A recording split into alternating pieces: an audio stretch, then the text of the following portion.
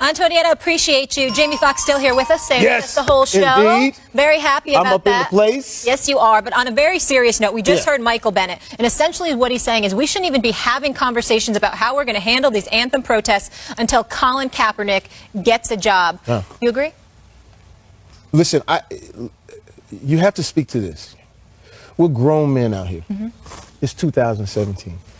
Let's go back to the original situation of why Colin Kaepernick knelt.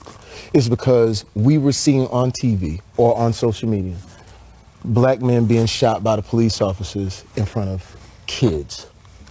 I think, first of all, we need to do something with that. First of all, I think we need to grab, like what I'm trying to do, is grab police officers and some African-American males, put them in the room together, don't talk about any issues, just let them talk to each other.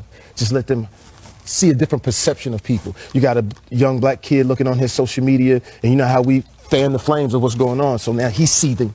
Then you see this white cop, he's seeing on his social media, he's seething. By the time they intersect, it's all this. Nobody's really talking about that. I think if someone in the NFL, which I still think that's a lot to put on us, when you look at sports, we are still supposed to be having fun with sports. I think the cowards in this are our political leaders who are supposed to be taking up these issues and actually taking a little bit of that off of us. Since they're not, we have to do that. But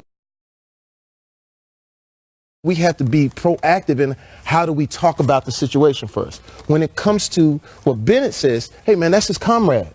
You know, and when you step out on things, look at Muhammad Ali back in the day.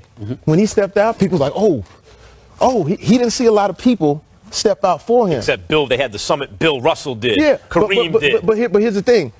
Now we've seen that. So we don't have no problem stepping up and speaking out and saying this is how we feel and let the chips fall where they may. Unfortunately, like I said, the NFL, it's resting on them right now. It shouldn't be that way. It should be on our political leaders. We should hold them to task and say, hey, man, y'all step up. Do the right things for our neighborhoods, for our people, and stop just collecting a check and burying your heads in the sand, because these guys are being more courageous than they are. And I got to say, listen, man, as a black man in America, we don't have to stand for these things. But I think we need to get back to the original with Colin Kaepernick. That's his comrade. You got to support him. You know? The political leaders, just a quick comment about that. In fact, the opposite thing is happening. It's becoming, ironically, a political football, right? Yeah. So it's actually becoming a divisive issue. It's a divisive issue being used by the president, among others, as a divisive issue to rally a base against it. Let me say this about Michaeal Bennett. I'm going to give you a Yiddish word right now called a mensch. That's right. I see Jamie Foxx, I think mensch. A person who's a real person. Mensch, it means man or human being, but in the best sense of the word. This is so excellent by Michaeal Bennett, because how do you define what progress is, right? The NFL's, well, we've addressed these issues. We're not a political organization. We're a football league.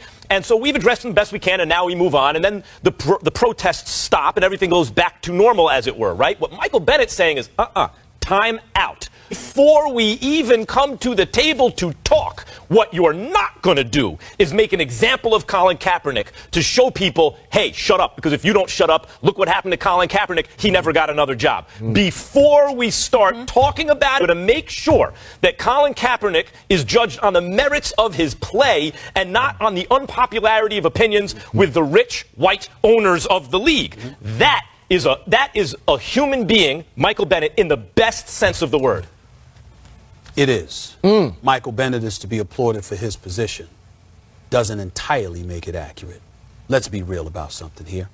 We all know that Colin Kaepernick's original intent, it was about racial oppression, it was about inequality, it was about brutality on the part of police officers, and that narrative has been successfully hijacked by the President of the United States. Let's put that out there. Preach. Having said all of that, we also have an obligation to make sure that we understand all the parameters. We bring up Muhammad Ali, for example. Last time I checked, when it happened to Muhammad Ali, he was the heavyweight champion of the world.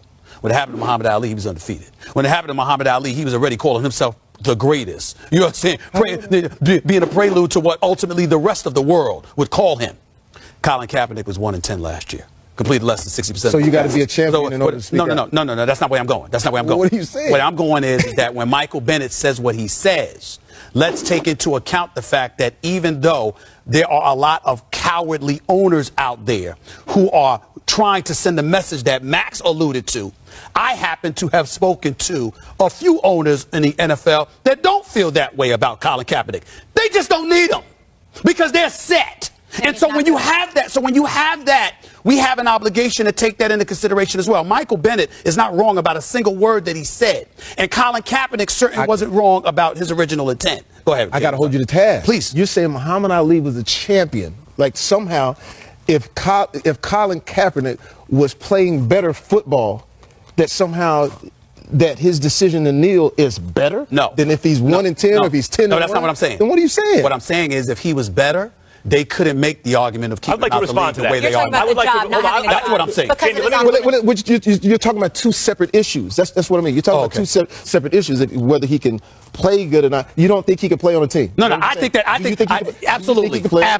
Okay. Absolutely. I want to address that. Number one, I think that's a valid point about being a star. It's the reason a white quarterback, it would have been good if one of the faces of the league, if Tom Brady or Aaron Rodgers, they did a final take about this, you don't have to agree with the kneeling, but you have to put your arm around the players that do, just because, to show some kind of solidarity. But here's so that addresses the star issue. Stars are not expendable, and so they have more clout, and it means more when they stand up for that reason. But think about what Kaepernick did. He's not really a star. He had a lot of money on the line. It actually took more courage for Kaepernick, who's but nobody's questioning his courage. It's not about him speaking out to why he doesn't have a job. It's like comments. I'm sorry? Comments. What we're going through is comments. It's like everything keeps, it's like going, we're spinning out of control. I mean like this. You ever read an article on TMZ and it's talking about milk, and then somebody will say, yeah, I don't like milk. Oh, wait, why don't you like it? You black and you got like, oh, it's a white, oh, then it's a Trump, and it's all about. So we're spinning out of control. Whatever happens, happens. Whether Colin Kaepernick plays or not, I think what happens in history, when we look back, Bennett had his back. Right. At the end of the day, I think that's what Bennett is doing. Right. I got your back, bro. Right. That's it. Whether you play or not, I want to be the one that said, hey, I got your back in this time of where everybody is saying that you're either whatever they're calling you.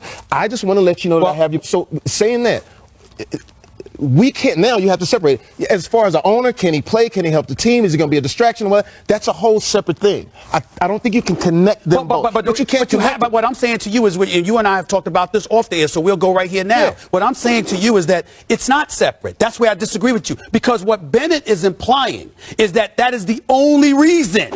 And I'm saying to you, with some owners, most owners, yes. But with some of them, you know some of them, I've spoken to some of them, they're saying, no, that's not the case. At the end of the day, I'm not going to let you attach them both. It's history. When he looks back 10 years ago, whenever all of this settles, and hopefully it settles in a good way, he'll say, man, I have my guys back. At the end of the day, that's all you look for. Man, when I was standing in front of the gauntlet, these guys had my back. You're not going to let the NFL forget about Colin Kaepernick. Exactly. None of us are. That's why we talk about it. But Bennett, and to your point, Stephen A., you always said, well, early on when Kaepernick was protesting, is any one of these people going to give him a job? Bennett's doing the closest thing to saying, before we talk about anything else, this guy on the merits, everyone knows should be employed. Once he's employed, we'll talk. Okay. All I know is Colin Kaepernick is certainly a pioneer, and when the NFL owners and players met, the owners didn't invite him, the players did. So